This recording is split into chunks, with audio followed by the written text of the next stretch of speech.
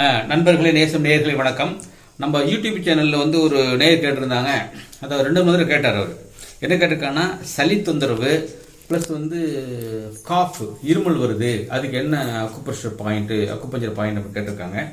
இப்போ இந்த சளி வருது அப்படின்னு சொன்னாங்க. சளி வருதுன்னு சொன்னாக்க ஒன்று மூக்கில் இருந்து ரன்னிங் நோஸ் வரலாம், அல்லது வந்து பார்த்தீங்கன்னு சொன்னால் இங்கே வந்து சளி அடைச்சிடும், தொண்டையில் திருப்பி காரி துப்புறாங்க, அது மாதிரிலாம் இருக்குது. இப்போ இந்த சளி வர்றது நல்லது தான். அதாவது கிருமிகள் உள்ள போகின்ற பொழுது அதை தடுத்துடுவதற்காக தான் சளி வருது. அந்த சளி ஒரு நாள் 2 நாள் வந்துச்சுன்னா பிரச்சனை கிடையாது. அதே தொடர்ச்சியாக இருக்கின்ற பொழுது நோயாக மாறி விடுகிறது. அப்போ அந்த சளிக்கு நீங்கள் என்ன பண்ணணும்னு சொன்னால், முதல்ல இந்த காமன் கோல்டு, அதனால தான் இந்த சளி வருது. அதனால இங்கே இந்த காது மண்டலுக்கு பின்னாடி உள்ள இந்த படம் HJ17 இதில் வந்து நல்லா அழுத்தம் கொடுத்துருங்க. கிளாக் வைஸ் அழுத்தம் கொடுத்தா நீல் போட்டுக்கிறங்க. ஓகேயா? இந்த ரன்னிங் நோஸை சரி பண்ணுறதுக்கு இங்கே எக்ஸ்ட்ரா ஒன் நல்ல கிளாக் வைஸ் 27 முறை அழுத்தம் கொடுத்துக்கோங்க. இங்கே LI20 பைலேட்டர் 2 பக்கம் அழுத்தம் கொடுத்துக்கோங்க. 1 நாள் அழுத்தம் கொடுத்துக்கலாம்.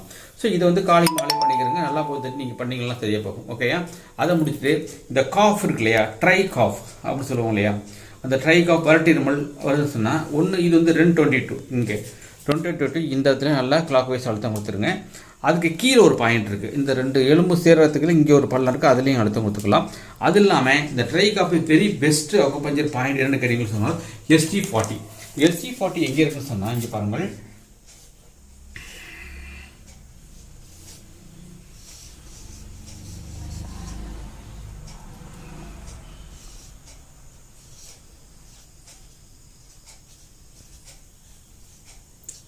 ஓகேயா? இது வந்து பெட்டரா.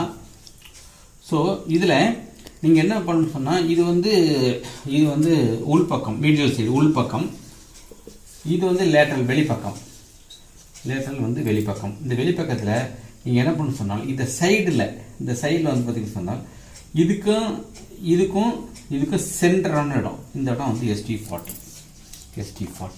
இதை எப்படி நம்ம ST40 தான் இந்த excess sputum point, excess sputum point dry cough point சொல்கிறோம். இதை நீங்கள் இப்படி காலில் வந்து எப்படி கட்ட சொன்னால், இந்த சென்டர் இருக்குல்ல, இந்த சென்டரில் அளந்துக்கணும். ஸோ இந்த முழங்களுடைய கீழே, இந்த பெட்டலாவுக்கும் கீழேயும் அந்த கணுக்காலுக்கும் நடுவுலையும் இந்த இடத்துல வரும். அந்த இடத்துல நல்லா அழுத்தம் கொடுத்துருங்க.